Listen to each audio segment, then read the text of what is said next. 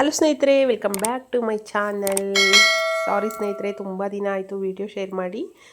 ಇವತ್ತು ವಿಡಿಯೋ ಹಾಕ್ತಾಯಿದ್ದೀನಿ. ನನಗೆ ನೆನೆಸ್ಕೊಂಡ್ರೆ ಬೇಜಾರಾಗುತ್ತೆ, ಏನು ಮಾಡಲಿ. ಬಟ್ ತುಂಬಾ ಬ್ಯುಸಿ ಇದ್ದೀನಿ. ತುಂಬ ಬ್ಯುಸಿ ಅಂತಂದರೆ ಹೇಳೋಕ್ಕೆ ಅಸಾಧ್ಯವಾದಷ್ಟು ಬ್ಯುಸಿ ಇದ್ದೀನಿ. ಹಾಗಾಗಿ ಈಗ ನಾನು ಬಟ್ಟೆ ಶಾಪು ಓಪನ್ ಮಾಡಿದಾಗಲಿಂದ ಸಿಕ್ಕಾಬಟ್ಟೆ ಬ್ಯುಸಿ ಅಂದರೆ ಬ್ಯುಸಿ. ಅದರೊಳಗಡೆ ಸ್ಟಿಚಿಂಗ್ ಕೂಡ ಸ್ಟಾರ್ಟ್ ಮಾಡಿದ್ದೀನಿ. ತುಂಬ ನನಗೆ ಬೇಕಾದವರು ಕಸ್ಟಮರ್ಸ್ಗಳು ಸ್ಟಿಚಿಂಗ್ ಕೊಡ್ತಾರಲ್ವ, ಅವ್ರದ್ದು ಸ್ಟಿಚ್ ಮಾಡಿಕೊಡ್ಲೇಬೇಕಾಗುತ್ತೆ. ಹಾಗಾಗಿ ಸ್ಟಿಚಿಂಗ್ ಕೂಡ ಸ್ಟಾರ್ಟ್ ಮಾಡ್ಕೊಂಡಿದ್ದೀನಿ. ಹಾಗಾಗಿ ಬ್ಯುಸಿ ಆಗಿದ್ದೀನಿ. ವ್ಲಾಗ್ಗಳನ್ನು ಶೂಟ್ ಮಾಡ್ಕೊಂಡು ಹಾಕೋದಕ್ಕೆ ಆಗ್ತಾಯಿಲ್ಲ. ನೋಡಿ, ಮಾರ್ನಿಂಗೇ ಟಿಫನ್ ಜೊತೆನೇ ಸಾಂಬಾರು ಕೂಡ ರೆಡಿ ಮಾಡ್ಕೊಳ್ತಾ ಇದ್ದೆ. ನುಗ್ಗೆಕಾಯಿ ನಮ್ಮ ಗಾರ್ಡನ್ದೇ. ನೋಡಿ, ಕುಂಬಳಕಾಯಿ ಅಷ್ಟೇ ನಮ್ಮ ಗಾರ್ಡನ್ದೇ. ಗಾರ್ಡನಲ್ಲಿ ಏನೇನೆಲ್ಲ ಸಿಗುತ್ತೆ ಅಂದರೆ ಖುಷಿ ಆಗುತ್ತೆ. ಕುಂಬಳಕಾಯಿ ಕೂಡ ನಮ್ಮ ಗಾರ್ಡನ್ದೇ, ನುಗ್ಗೆಕಾಯಿ ಕೂಡ ನಮ್ಮ ಗಾರ್ಡನ್. ಮಾರ್ನಿಂಗೇ ಸಾಂಬಾರು ಕೂಡ ರೆಡಿ ಮಾಡಿ ಇಟ್ಬಿಟ್ರೆ ಬೇಗ ನನಗೂ ಬಟ್ಟೆ ಸ್ಟಿಚ್ ಮಾಡೋದಕ್ಕಾಗಲಿ, ಕಸ್ಟಮರ್ ಬಂದವರು ಅಟೆಂಡ್ ಮಾಡೋದಕ್ಕಾಗಲಿ ಆಗುತ್ತೆ ಅಂತ ರೆಡಿ ಮಾಡ್ಕೊಳ್ತಾ ಇದ್ದೀನಿ. ನೋಡಿ, ಕುಂಬಳಕಾಯಿ ಪಲ್ಯ ಮಾಡ್ತಾಯಿದ್ದೀನಿ. ರೊಟ್ಟಿ ಜೊತೆ ಕುಂಬಳಕಾಯಿ ಕಾಂಬಿನೇಷನ್ ಸೂಪರಾಗಿರುತ್ತೆ. ಕುಂಬಳಕಾಯಿ ಪಲ್ಯ ನಮ್ಮನೇಲಿ ಎಲ್ಲರೂ ಇಷ್ಟಪಟ್ಟು ತಿಂತಾರೆ. ತುಂಬ ಚೆನ್ನಾಗಿರುತ್ತೆ. ಅದು ಅಕ್ಕಿ ರೊಟ್ಟಿ ಜೊತೆ ಅಂತೂ ಸೂಪರಾಗಿರುತ್ತೆ. ನೋಡಿ, ನಮ್ಮನೇಲಿ ಏನಂದರೆ ಒಬ್ಬೊಬ್ರಿಗೆ ಒಂದೊಂದು ಥರ ತಿಂಡಿ ವೆರೈಟಿ ಮಾಡ್ತಾ ಇರ್ತಾರೆ. ನನ್ನ ಮಕ್ಳಿಗಂತೂ ಅದು ತಿನ್ನಲ್ಲ ಅಂತಂದರೆ, ಏನಾದರೂ ಬೇಕು ಅಂತಂದರೆ ಅದನ್ನು ಪ್ರಿಪ್ರೇಷನ್ ಮಾಡ್ಕೊತಾಳೆ ದೊಡ್ಡವಳು. ಇವಾಗ SLC ಸ್ವಲ್ಪ ಹೇಳ್ತಾ ಇದ್ದೀನಿ, ನಾನು ಕೇರ್ ತಗೊಂಡು ಓದಬೇಕಪ್ಪ ಇವಾಗ SLC ಅಂತ. ಬಟ್ ಮಾಡ್ತಾಳೆ, ಓದೋದನ್ನು ಮಾಡ್ತಾಳೆ. ಈ ಕಡೆನೂ ಕೂಡ ಅವಳಿಗೆ ಏನು ಬೇಕೋ ಅದನ್ನು ಪ್ರಿಪ್ರೇಷನ್ ಮಾಡ್ಕೊಳ್ತಾಳೆ. ನೋಡಿ, ಪಲ್ಯಕ್ಕೆಲ್ಲ ಒಗ್ಗರಣೆ ರೆಡಿ ಮಾಡ್ಕೊಂಡಿದ್ದೀನಿ. ಇವತ್ತು ಬಂದು ಮಡಕೆನಲ್ಲಿ ಸಾಂಬಾರು ಮಾಡ್ತಾಯಿದ್ದೀನಿ. ನುಗ್ಗೆಕಾಯಿ ಸಾಂಬಾರು ಸಖತ್ತಾಗಿರುತ್ತೆ. ನನಗೆ ಮಡಕೆನಲ್ಲಿ ಮಾಡೋ ಅಂಥ ಸಾಂಬಾರು ಅಂತಂದರೆ ಸಖತ್ ಇಷ್ಟ ಆಗುತ್ತೆ. ನಮ್ಮ ಮನೆಯವ್ರಿಗೂ ಅಷ್ಟೇ. ಎಷ್ಟೊಂದು ರೆಸಿಪಿಗಳನ್ನೆಲ್ಲ ನಾನು ಮಡಕೆನಲ್ಲೇ ಮಾಡ್ತೀನಿ. ನೋಡಿ, ಕುಂಬಳಕಾಯಿನ ಫಸ್ಟು ಬೇಯಿಸ್ಬಿಟ್ಟು ಮಾಡೋದು ನಾನು ಕೆಲವೊಂದು ವೀಡಿಯೋಗಳಲ್ಲಿ ತೋರಿಸಿದ್ದೀನಿ. ರೈಸ್ ಕೂಡ ಆಗಿತ್ತು. ಅವರು ಪುಳಿಯೋಗರೆ ಮಾಡ್ಕೊಳ್ತೀನಿ ಮಮ್ಮಿ, ನಮಗೆ ರೊಟ್ಟಿ ಬೇಡ ಅಂತ ಹೇಳ್ತಿತ್ತು. ಹಾಗಾಗಿ ಪುಳಿಯೋಗರೆ ಗೊಜ್ಜು ರೆಡಿ ಮಾಡ್ಕೊಳ್ತಾ ಇದ್ದಾಳೆ, ಅವಳೇ ಮಾಡಿರೋ ಅಂಥ ಪುಳಿಯೋಗರೆ ಗೊಜ್ಜು. ಇನ್ನು ಮುದ್ದೆ ಬೇಕಾದರೆ ಆಮೇಲೆ ಮಾಡ್ಕೊಳ್ಬೋದು ಅಂತ ಹೇಳ್ಬಿಟ್ಟು ಒಂದೇ ಸಲ ರೈಸು ಸಾಂಬಾರು ಮಾಡಿಟ್ಟಿದ್ದೀನಿ ತಿಂಡಿ ಜೊತೆನೇ. ಇನ್ನು ನೋಡಿ, ಪಲ್ಯಕ್ಕೆಲ್ಲ ಒಗ್ಗರಣೆ ಮಾಡಿದ್ದೀನಿ. ಇದರಲ್ಲಿ ಸ್ವೀಟ್ ಪಲ್ಯ ಕೂಡ ಮಾಡ್ಬೋದು, ತುಂಬ ಚೆನ್ನಾಗಿರುತ್ತೆ. ಏನೇನೆಲ್ಲ ಮಾಡ್ತಾರೆ ಕುಂಬಳಕಾಯಲ್ಲಿ, ತುಂಬಾ ಟೇಸ್ಟ್ ಇರುತ್ತೆ. ಬಟ್ ಸೀಸನ್ ಟೈಮಲ್ಲಿ ಇದೆಲ್ಲ ಮಾಡ್ಕೊಂಡು ತಿಂದರೆ ಹೆಲ್ತಿಗೂ ಒಳ್ಳೆಯದು ಅಂತ ಅನಿಸುತ್ತೆ. ನೋಡಿ, ನಾನು ಖಾರದ್ದು ಕೂಡ ಮಾಡಿದೆ, ಸ್ವೀಟ್ ಕೂಡ ಮಾಡಿಕೊಟ್ಟಿದ್ದೆ. ಸ್ವಲ್ಪ ನನ್ನ ಮಗಳಿಗೆ ಸ್ವೀಟ್ ಅಂದ್ರೇ ಇಷ್ಟ, ಹಾಗಾಗಿ ಸ್ವೀಟ್ ಕೂಡ ಮಾಡಿಕೊಟ್ಟಿದ್ದೆ. ನೋಡಿ, ಮಡಿಕೆನಲ್ಲಿ ನಾನು ಒಗ್ಗರಣೆಗೆ ಫುಲ್ಲೆಲ್ಲ ಒಂದೇ ಸಲ ಸೇರಿಸಿಡ್ತೀನಿ. ಯಾಕಂತಂದರೆ ಜಾಸ್ತಿ ಬಿಸಿ ಅಂದರೆ ಒಂದೇ ಸಲ ಉರಿಗೆ ಇಟ್ಬಿಟ್ಟು ಆ ಥರ ಮಾಡೋ ಆಗಿಲ್ಲ, ಸಿಡ್ದೋಗ್ಬಿಡುತ್ತೆ ಮಡಿಕೆ. ಪಟ್ಟಂತ ಗ್ಯಾಸ್ ಮೇಲೆ ಇಟ್ಟಾಗ ಸಿಡ್ದೋಗುತ್ತೆ. ಅದಕ್ಕೆ ಒಂದೇ ಸಲ ಎಣ್ಣೆ, ಕರ್ಬೇವಿನ ಸೊಪ್ಪು, ಸಾಸಿವೆ, ಜೀರಿಗೆ ಎಲ್ಲ ಒಂದೇ ಸಲ ಹಾಕ್ಬಿಟ್ಟು ಇಟ್ಟು ಅದ್ರ ಜೊತೆನೇ ನುಗ್ಗೆಕಾಯಿ ಕೂಡ ಸೇರಿಸಿ ಈ ಥರ ಎಣ್ಣೆಯಲ್ಲಿ ಸ್ವಲ್ಪ ಮರುಗಿಸ್ಕೊಳ್ತೀನಿ. ತುಂಬ ಟೇಸ್ಟಿಯಾಗಿರುತ್ತೆ. ಇನ್ನು ನೋಡಿ, ಒಂದು ಸೈಡಲ್ಲಿ ಪಲ್ಯ ಕೂಡ ರೆಡಿ ಆಯಿತು, ಅದನ್ನು ಆ ಕಡೆ ಇಟ್ಟಿದ್ದೀನಿ. ಇನ್ನು ಬೇಳೆನೂ ಟೊಮೊಟೊನ ನಾನು ಒಂದು ವಿಷಲ್ ಹಾಕಿಸ್ಕೊಂಡಿದ್ದೆ, ಟೈಮ್ ಹಿಡಿಯುತ್ತೆ ಅಂತ. ಅಂದರೆ ಮಡಿಕೆನಲ್ಲೇ ಬೇಯೋಕ್ಕಿಟ್ರೆ ಟೈಮ್ ಹಿಡಿಯುತ್ತೆ ಅಂತ ಕುಕ್ಕರಲ್ಲಿ ಒಂದು ವಿಷಲ್ ಕೂಗಿಸ್ಬಿಟ್ಟು ಆಮೇಲೆ ಅದನ್ನು ನುಗ್ಗೆಕಾಯಿ ಜೊತೆ ಸೇರಿಸಿ ಸಾಂಬಾರನ್ನ ರೆಡಿ ಮಾಡ್ಕೊಳ್ಳೋದು. ತುಂಬ ಚೆನ್ನಾಗಿರುತ್ತೆ ಈ ರೀತಿ ಮಾಡೋದ್ರಿಂದ. ನೋಡಿ, ಇದು ಸಣ್ಣೂರಿನಲ್ಲೇ, ಆದಷ್ಟು ಸಣ್ಣೂರಿನಲ್ಲೇ ಬೇಯ್ಕೊಳ್ಬೇಕು, ಹಂಗಾದ್ರೇ ಚೆನ್ನಾಗಿರೋದು. ಅಂದರೆ ಯಾಕೆ ಸಣ್ಣೂರಿ ಅಂತಂದರೆ ಮಡಿಕೆ ಉರಿ ಜಾಸ್ತಿ ಮಾಡಿದ್ರೆ ಸಿಡ್ದೋಗುತ್ತೆ ಅನ್ನೋ ಉದ್ದೇಶಕ್ಕೋಸ್ಕರ ಅಷ್ಟೇ. ನನಗೆ ಹೆಂಗೂ ಟೈಮ್ ಇರುತ್ತಲ್ವ, ಸಣ್ಣೂರಿ ಮಾಡಿಟ್ರೆ ಚೆನ್ನಾಗಿ ನುಗ್ಗೆಕಾಯಿ ಎಲ್ಲ ಬೇಯ್ಕೊಳ್ಳುತ್ತೆ ಅಂತ ಹೇಳ್ಬಿಟ್ಟು ಸಾಂಬಾರನ್ನ ರೆಡಿ ಮಾಡೋದಕ್ಕೋಸ್ಕರ ಇಟ್ಕೊಂಡಿದ್ದೀನಿ. ತುಂಬ ಚೆನ್ನಾಗಿರುತ್ತೆ. ಅಕಸ್ಮಾತ್ ಯಾರಿಗಾದರೂ ಇನ್ ಕೇಸ್ ಬೇಕಂದರೆ ನುಗ್ಗೆಕಾಯಿ ರೆಸಿಪಿ ನೆಕ್ಸ್ಟ್ ವೀಡಿಯೋದಲ್ಲಿ ನನಗೆ ಕಮೆಂಟ್ ಸೆಕ್ಷನಲ್ಲಿ ಕಮೆಂಟ್ ಮಾಡಿ, ನಾನು ಕಮೆಂಟ್ ನೋಡಿ ನಿಮಗೆ ಫುಲ್ ನುಗ್ಗೆಕಾಯಿ ಸಾಂಬಾರು ಯಾವ ರೀತಿ ಮಾಡೋದನ್ನು ತೋರಿಸ್ಕೊಡ್ತೀನಿ. ಸಖತ್ತಾಗಿರುತ್ತೆ ಈ ಥರ ನುಗ್ಗೆಕಾಯಿ ಸಾಂಬಾರಂತೂ. ನೋಡಿ, ಮಡಿಕೆನಲ್ಲಿ ಸಣ್ಣೂರಿನಲ್ಲೇ ಈ ಥರ ಖಾರದ ಪುಡಿ, ಮಸಾಲೆ ಪುಡಿ ಎರಡನ್ನೂ ಸೇರಿಸಿ ಚೆನ್ನಾಗಿ ಮಿಕ್ಸ್ ಕೊಟ್ಟಿದ್ದೀನಿ, ಉಪ್ಪು ಎಲ್ಲ. ಎಷ್ಟು ಚೆನ್ನಾಗಿ ಸಾಫ್ಟಾಗಿ ಬೆಂದಿರುತ್ತೆ ನುಗ್ಗೆಕಾಯಿ ಅಂದರೆ, ತುಂಬಾ ಚೆನ್ನಾಗಿರುತ್ತೆ.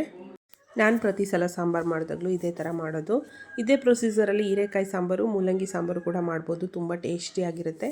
ಇನ್ನು ಹಸಿ ತೆಂಗಿನಕಾಯಿ ಮುಗ್ದೋಗಿತ್ತು, ನಾನು ಫ್ರಿಜ್ಜಲ್ಲಿ ತುರಿದ್ಬಿಟ್ಟು ಸ್ಟೋರ್ ಮಾಡಿ ಇಟ್ಕೊಳ್ತೀನಿ ಅವಾಗವಾಗ. ಯಾವಾಗಲೂ ಈ ಥರ ತುರಿಮುನಿ ಇಟ್ಕೊಂಡು ತುರಿಯೋದಕ್ಕಾಗಲ್ಲ ಅಂತ, ಹಾಗಾಗಿ ಕಾಯಿ ಕೂಡ ತುರಿದು ಇಟ್ಕೊಳ್ತಾ ಇದ್ದೆ.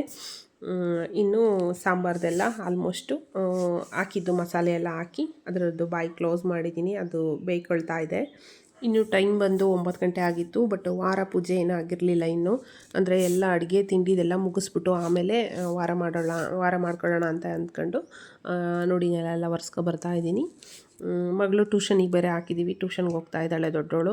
ಹಾಗಾಗಿ ಬೆಳಗ್ಗೆ ಸ್ವಲ್ಪ ತಿಂಡಿ ಎಲ್ಲ ಬೇಗ ಆದರೆ ಅವಳಿಗೂ ಸರಿ ಹೋಗುತ್ತೆ ಅಂತ ಬೇಗ ತಿಂಡಿದ್ದು ಮುಗಿಸ್ಕೊಳ್ತೀನಿ. ಬಟ್ಟು ಏನಾಗ್ತಾ ಇದೆ ಇಲ್ಲಿ ಅಂತಂದರೆ ಪ್ರಾಬ್ಲಮ್, ನನಗೆ ನೈಟು ಮಲ್ಗದೆ 12 ಗಂಟೆ ಆಗೋಗ್ಬಿಡುತ್ತೆ. ಸಂಜೆ ಟೈಮ್ ಕಸ್ಟಮರ್ಸು ತೆಗ್ದಾಕಿರ್ತಾರಲ್ವ ಬಟ್ಟೆಗಳು ಟ್ರಯಲ್ ನೋಡೋದಕ್ಕೆ, ಅವೆಲ್ಲ ಕ್ಲೋಸ್ ಮಾಡಿ ಎತ್ತಿಟ್ಟು ಮಲ್ಗೋದ್ರೊಳಗೆ 12 ಗಂಟೆ ಆಗುತ್ತೆ. ಮಾರ್ನಿಂಗ್ 5 ಗಂಟೆ 5:15 ಎದ್ದಾಳಬೇಕು ಅಂತಂದರೆ ನಿದ್ದೆನೇ ಸಾಕಾಗ್ತಾ ಇಲ್ಲ. ಇತ್ತೀಚೆಗಂತೂ ಬರೀ 6 ಅವರ್ಸ್ ಅಷ್ಟೇ ನಿದ್ದೆ ಮಾಡೋದಕ್ಕೆ ಆಗ್ತಾ ಇರೋದು.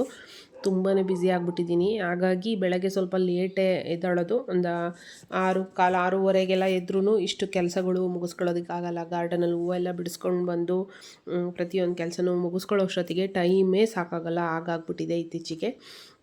ನೋಡಿ, ಇನ್ನು ಅಂಗಡಿ ಒಳಗಡೆ ಕೂಡ ನಾನು ಪ್ರತಿನಿತ್ಯ ಈ ಥರ ನೆಲ ಎಲ್ಲ ಒರೆಸ್ತೀನಿ. ಒಂದಿನೂ ಮಿಸ್ ಆಗೋಲ್ಲ. ಮನೇಲಿ ಏನು ಒರೆಸ್ತೀವಿ ಅದೇ ಥರ ಅಂಗಡಿ ಕೂಡ ಒರೆಸ್ಕೊಳ್ತೀನಿ. ನೋಡಿ, ಒರೆಸ್ಬಿಟ್ಟು ಆಚೆ ತಗೊಂಡು ಹೋಗ್ತಾ ಇದ್ದೀನಿ. ಹೆಣ್ಮಕ್ಳು ಸೋಂಬೇರಿತನ ಮಾಡೋದ್ರ ಬದಲು ಈ ರೀತಿ ಕೆಲಸದಲ್ಲಿ ತೊಡಗಿಸ್ಕೊಳ್ಳೋದ್ರಿಂದ ಏನೇ ಒಂದು ಬೇರೆಯವ್ರ ಮನೆ ವಿಷಯ ಅದು ಇದು ಏನೂ ತಲೆಗೆ ಹೋಗೋಲ್ಲ. ನಮ್ಮ ಕೆಲಸ ಆಯಿತು, ನಾವು ಆಯಿತು ಅನ್ನೋ ಥರ ಇರ್ಬೋದು. ನೋಡಿ, ಟೈಮ್ ಬಂದು 9:15 ಆಯಿತು. ನೆಲ ಎಲ್ಲ ಒರೆಸಿ ನಾನು ಹೋಗಿ ಫ್ರೆಶ್ ಅಪ್ ಆಗಿ ಬಂದೆ. ಬಂದು ಪೂಜೆಗೆಲ್ಲ ರೆಡಿ ಮಾಡ್ಕೊಂಡು ಪೂಜೆ ಎಲ್ಲ ಮುಗಿಸಿ ಮತ್ತು ತಿಂಡಿ ರೊಟ್ಟಿ ಮಾಡಿಕೊಡ್ಬೇಕಲ್ಲ. ರೊಟ್ಟಿ ಏನಂದರೆ ಮಾಡಿಡಲ್ಲ, ರೊಟ್ಟಿನ ಯಾವತ್ತೇ ಇದು ಮಾಡಿದ್ರೂ ಹೆಂಚು ಮೇಲೆ ಹಾಕ್ಬಿಟ್ಟೇ ಕೊಡೋದು. ಬಿಸಿ ಬಿಸಿ ರೊಟ್ಟಿ, ಅದು ಬಳಿಯೋ ರೊಟ್ಟಿ ಯಾವತ್ತಿದ್ರೂ ಬಿಸಿದು ಆವಾಗ ಹಾಕ್ಕೊಂಡು ತಿಂದ್ರೇ ಚೆಂದ. ಮಾಡಿ ಇಟ್ಬಿಟ್ರೆ ತಿನ್ನೋದಕ್ಕೆ ಆಗಲ್ಲ, ಸೇದ್ಕೊಬಿಡುತ್ತೆ. ಇನ್ನು ಪೂಜೆ ಕೂಡ ಮುಗಿಸ್ಕೊಂಡು ಬಂದೆ. ನಾನು ಪೂಜೆಗೆಲ್ಲ ಏನು ವಿಡಿಯೋ ಶೂಟಿಂಗ್ ತೊಗೊಂಡಿಲ್ಲ. ನೋಡಿ, ಸಾಂಬಾರು ಅವಾಗ ಇಟ್ಟಿರೋದು ಆ ಕಡೆ ಸಣ್ಣದು ಸ್ಟವಲ್ಲಿ ಇಟ್ಟಿದ್ದೀನಿ. ಸಣ್ಣಗೆ ಬೇಕಳ್ತಾ ಇದೆ ಅದ್ರ ಪಾಡ್ಗದು. ನೋಡಿ, ಮಡಿಕೆ ಅಲ್ವಾ, ನಿಧಾನಕ್ಕೆ ಬೇಯ್ತಿರುತ್ತೆ, ಬಟ್ ಚೆನ್ನಾಗಿ ಬಿಸಿ ಇರುತ್ತೆ. ಈ ಬೆಳಗ್ಗೆ ಮಾಡಿಟ್ರೆ ಮಧ್ಯಾಹ್ನದವರೆಗೂ ಹಂಗೆ ಬಿಸಿ ಇರುತ್ತೆ. ಇನ್ನು ಹೆಂಚು ಕೂಡ ಇಟ್ಕೊಂಡಿದ್ದೀನಿ ರೊಟ್ಟಿ ಬಳ್ಕೊಡೋಣ ಅಂತ. ನಾವು ಬಳಿಯೋ ರೊಟ್ಟಿನೇ ಜಾಸ್ತಿ ಮಾಡೋದು, ತಟ್ಟ ರೊಟ್ಟಿ ಮಾಡಲ್ಲ. ನನಗೆ ತುಂಬ ಇಷ್ಟ ತಟ್ಟ ರೊಟ್ಟಿ. ನಮ್ಮಮ್ಮ ಬಂದಾಗ ಯಾವಾಗಾದರೂ ಒಂದೊಂದು ಸಲ ಅಮ್ಮನ ಹತ್ರ ತಟ್ಟಿಸ್ಕೊಂಡು, ಅಂದರೆ ಬಡಿತಾರೆ ಅಂತ ಹೇಳ್ತಾರೆ, ತಟ್ಟ ರೊಟ್ಟಿನ ಮಾಡಿಸ್ಕೊಂಡು ತಿಂತಾ ಇರ್ತೀನಿ. ರಾಗಿ ರೊಟ್ಟಿ ಎಲ್ಲ ನಮ್ಮ ಮನೆಯವರಿಗೆ ಈ ಥರ ಬಳಿಯೋ ರೊಟ್ಟಿ ಅಂತಂದರೆ ತುಂಬಾ ಇಷ್ಟ. ನಮ್ಮ ಗುಬ್ಬಿನಲ್ಲಂತೂ ಸಿಕ್ಕಾಬಟ್ಟೆ ಈ ಥರ ಬಳಿಯೋ ರೊಟ್ಟಿ ಎಲ್ಲರೂ ಆಲ್ಮೋಸ್ಟ್ ಹಾಕ್ತಾರೆ. ನನಗೆ ಸ್ಟಾರ್ಟಿಂಗು ಮದುವೆ ಆದ ಟೈಮಲ್ಲಿ ನನಗೆ ಈ ಥರ ಬಳಿಯೋದಕ್ಕೆ ಬರ್ತಾನೆ ಇರಲಿಲ್ಲ. ಇವಾಗಂತೂ ನಾನು ನಮ್ಮ ಫ್ಯಾಮಿಲಿ ಏನಿದೆ, ಫ್ಯಾಮಿಲಿನಲ್ಲಿ ನಾನೇ ಚೆನ್ನಾಗಿ ಬಳಿಯೋ ರೊಟ್ಟಿನ ಹಾಕೋದು. ನಮ್ಮ ಮನೆಯವರೆಲ್ಲರೂ ಅಷ್ಟೇ ಸಿಕ್ಕಾಬಟ್ಟೆ ಇಷ್ಟಪಡ್ತಾರೆ. ನಮ್ಮ ನಾದಿನಿ, ನಮ್ಮ ಭಾವ ಎಲ್ಲರೂ ತುಂಬ ಚೆನ್ನಾಗಿ ಹಾಕುತ್ತೆ ಅನಿತಾ ರೊಟ್ಟಿನ ಅಂತ ಹೇಳ್ತಾರೆ. ನೋಡಿ, ರೊಟ್ಟಿ ಬೆಳೆದಿದ್ದಾಯಿತು. ತುಂಬ ಚೆನ್ನಾಗಿರುತ್ತೆ ಇದು ರೊಟ್ಟಿ. ಅದರಲ್ಲೂ ಕುಂಬಳಕಾಯಿ ಪಲ್ಯ ಮತ್ತು ಪಟ್ಲಕಾಯಿ ಪಲ್ಯ ಇದಕ್ಕೆಲ್ಲ ಸಕ್ಕತ್ತಾಗಿರುತ್ತೆ.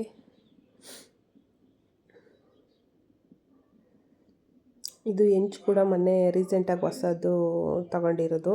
ತುಂಬಾ ಚೆನ್ನಾಗಿ ಬರ್ತವೆ ಇದರಲ್ಲಿ ರೊಟ್ಟಿ. ಬಟ್ ಮೊದಲನೇದಲ್ವ, ಸ್ವಲ್ಪ ಕಂಠ ಎಲ್ಲ ಇದಾಗಿದೆ ಅಷ್ಟೇ. ಸ್ವಲ್ಪ ಹೆಂಚು ಬಿಸಿ ಆಗಿ ಹಾಕ್ಬಿಟ್ರೆ ನಾವೇನು ಪ್ರೆಷರ್ ಕೊಟ್ಟು ರೊಟ್ಟಿ ಎಬ್ಬದೇ ಬೇಡ, ತನ್ನಿಚ್ಚಿಗೆ ತಾನೇ ಬಿಟ್ಬಿಡುತ್ತೆ, ಅಷ್ಟು ಚೆನ್ನಾಗಿ ಬರ್ತವೆ. ಇದು ಮೊದಲನೇ ರೊಟ್ಟಿ ಹಾಕಿದ್ದಲ್ವ, ಸ್ವಲ್ಪ ಅದಕ್ಕೆ ಆ ಥರ ಆಯಿತು. ನಮ್ಮನೇಲಿ ಕುಂಬಳಕಾಯಿ ಪಲ್ಯ ಏನಾದರೂ ಮಾಡಿದ್ರೆ ಚಟ್ನಿ ಅವಶ್ಯಕತೆಯೇ ಇರಲ್ಲ. ಕೆಲವರು ಚಟ್ನಿ ಬೇಕು, ಪಲ್ಯನೂ ಇರಬೇಕು ಅಂತಾರೆ. ಬಟ್ ನಮ್ಮ ಮನೇಲೇನು ಆ ಥರ ಇಲ್ಲ. ಪಲ್ಯ ಇದ್ದರೆ ಸಾಕಾಗುತ್ತೆ, ಅಡ್ಜಸ್ಟ್ ಮಾಡ್ಕೊಂಡು ತಿಂದ್ಕೊಳ್ತಾರೆ. ಇನ್ನು ನೋಡಿ, ಎಲ್ಲರದ್ದು ತಿಂಡಿ ಆಯಿತು. ಅವರು ಗೊಜ್ಜು ಮಾಡಿದಂಥ ಬಾಣಲಿನಲ್ಲೇ ಪುಳಿಯೋಗರೆನ ಕಲ್ಸ್ಕೊಂಡು ತಿಂದ್ಕೊಂಡು ಹೋಗಿದ್ರು. ನೋಡಿ, ಇನ್ನೂ ಸಾಂಬಾರು ಕೂಡ ಸಣ್ಣೂರಿನಲ್ಲೇ ಬೇಯ್ಕೊಳ್ತಾ ಇದೆ. ಇನ್ನು ಕಾಫಿ ಕೂಡ ರೆಡಿ ಮಾಡ್ಕೊಂಡೆ. ನಾನು ನೋಡಿ, ನಂದು ವಿಡಿಯೋ ಮಿಸ್ ಆಗಿತ್ತು. ನಾನು ಬಂದು ಮಾರ್ನಿಂಗ್ ರೊಟ್ಟಿ ತಿನ್ನಲಿಲ್ಲ ಆವತ್ತು. ಮಧ್ಯಾಹ್ನ ತಿನ್ನೋಣ ರೊಟ್ಟಿ ಅಂತ ಹೇಳ್ಬಿಟ್ಟು ರಾಗಿ ಮಾಲ್ಟನ್ನು ಪ್ರಿಪ್ರೇಷನ್ ಮಾಡ್ಕೊಂಡಿದ್ದೆ. ತುಂಬಾ ವೆಯ್ಟ್ ಗೇನ್ ಆಗಿಬಿಟ್ಟಿದ್ದೀನಿ. ಫ್ರೀನೇ ಇಲ್ಲ ವೆಯ್ಟ್ ಲಾಸ್ ಮಾಡ್ಕೊಳ್ಳೋದಕ್ಕೆ. ಬಟ್ ಆದ್ರೂ ಅದರೊಳಗಡೆ ಈ ಥರ ಒಂದೊಂದು ಏನಾದರೂ ಈ ಥರ ಮಾಡ್ಕೊಂಡು ಎಕ್ಸಸೈಸ್ಗಳೆಲ್ಲ ಕಂಟಿನ್ಯೂಸಾಗಿ ಮಾಡಬೇಕು ಅಂತ ಈಗ ಸ್ವಲ್ಪ ಎಫರ್ಟ್ ಹಾಕ್ತಾಯಿದ್ದೀನಿ. ಮತ್ತು ಹಾಗೇ ಆಗ್ತೀನಿ, ವೆಯ್ಟ್ ಲಾಸ್ ಮಾಡ್ಕೊತೀನಿ ಅನ್ನೋ ಕಾನ್ಫಿಡೆಂಟ್ ಇದೆ. ಇನ್ನು ನೋಡಿ, ಮಧ್ಯಾಹ್ನ ಬಿಸಿಲಿಗೂ ಅದಕ್ಕೂ ಸ್ವಲ್ಪ ಮಜ್ಜಿಗೆ ಮಾಡಿಡೋಣ ಅಂತ ಮಜ್ಜಿಗೆ ಕೂಡ ಪ್ರಿಪ್ರೇಷನ್ ಮಾಡಿ ಇಟ್ಕೊಂಡಿದ್ದೀನಿ. ಹೆಂಗೂ ರಾಗಿ ಮಾಲ್ಟಿಗೂ ಬೇಕಲ್ಲ ಮಜ್ಜಿಗೆ, ಹಾಗೆ ಮಧ್ಯಾಹ್ನ ಯಾವ ಕುಡ್ಕೊಳ್ಳೋದಕ್ಕೂ ಚೆನ್ನಾಗಿರುತ್ತೆ ಅಂತ ರೆಡಿ ಮಾಡಿ ಇಟ್ಕೊಂಡಿದ್ದೀನಿ. ನೋಡಿ, ನನ್ನ ಮಾಲ್ಟ್ ಪ್ರಿಪ್ರೇಷನ್ ಕೂಡ ಆಯಿತು. ಮಾರ್ನಿಂಗ್ ಬ್ರೇಕ್ಫಾಸ್ಟ್ ಇದನ್ನೇ ತೊಗೊಂಡಿರೋದು. ಯಾರಾದರೂ ವೆಯ್ಟ್ ಲಾಸ್ ಮಾಡೋರಿದ್ದರೆ ಬೇಕಿದ್ರೆ ಕಮೆಂಟ್ ಸೆಕ್ಷನಲ್ಲಿ ಕೇಳಿ. ನಾನು ಮಾಡ್ತಾಯಿದ್ದೀನಿ, ಬಟ್ ನನಗೆ ಗೊತ್ತಿರೋ ಅಂಥ ಟಿಪ್ಸ್ಗಳನ್ನು ನಾನು ಹೇಳ್ತೀನಿ, ಶೇರ್ ಮಾಡ್ಕೊಳ್ತೀನಿ.